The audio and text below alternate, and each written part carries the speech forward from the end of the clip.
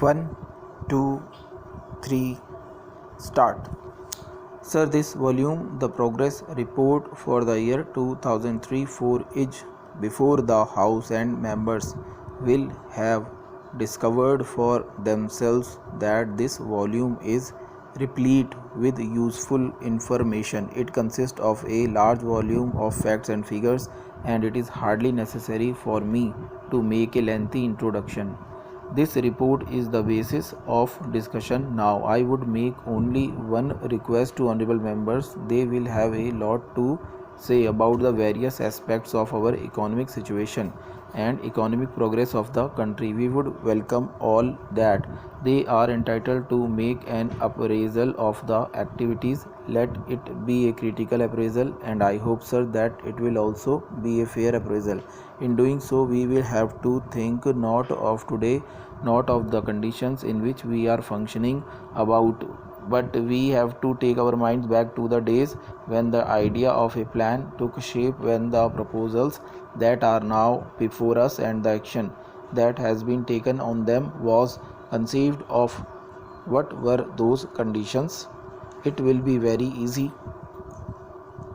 for us to recall the days of anxiety through which we were passing then. We were not sure of our food supplies for that next month.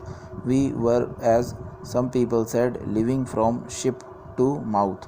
We had a certain nervousness about our food supply. We had, on account of frantic demands from all parts of the country, to move food from one part to another and rush it to places where stocks were low.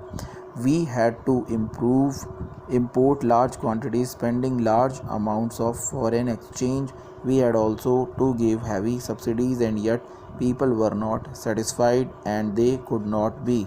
There were controls and there were difficulties experienced by many people. The quantities consumed then were low relative to what a normal human being must consume. Sir, this was the situation in respect of food and in respect of other consumer goods also.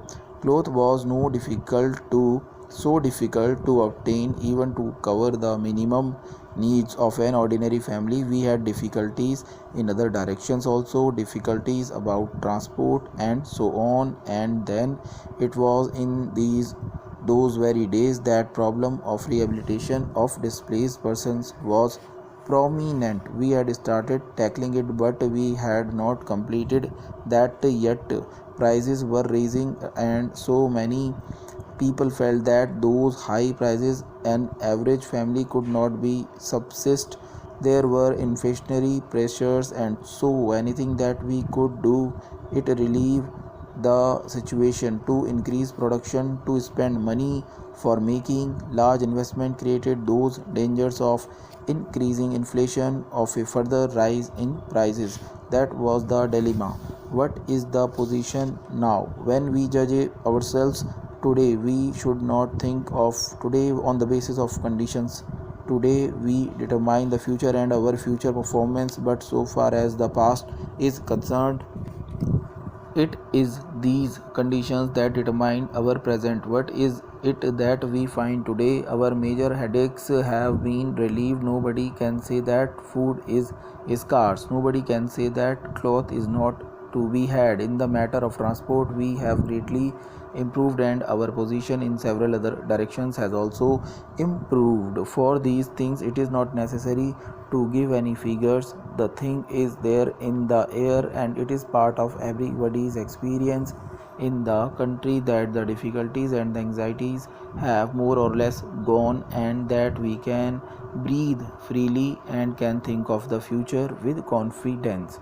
The chief difficulty both in industry and in agriculture was, of course, that there was not enough production. We were faced with the spectacle of high prices and the scarcity of food, etc. Also, our industries were not running full capacity. Existing capacities were not being utilized. In the case of several industries, we were using only a part of that capacity.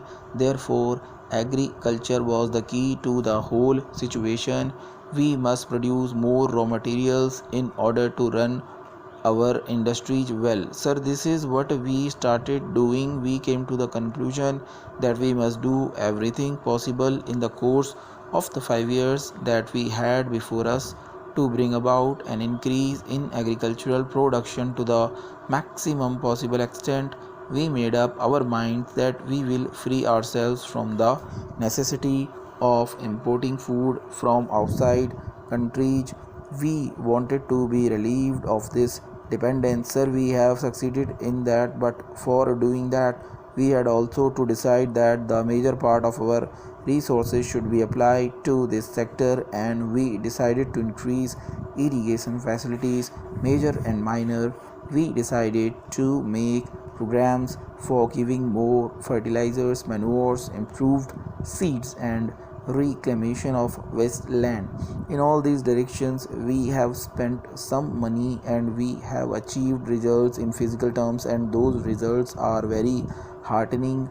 In the field of irrigation, for example, we can legitimately take a measure of pride in what has been achieved already. By the end of this year, the area irrigated by project is expected to exceed 5 million acres. The River Valley projects, which had been begun before the plan, are now making rapid progress.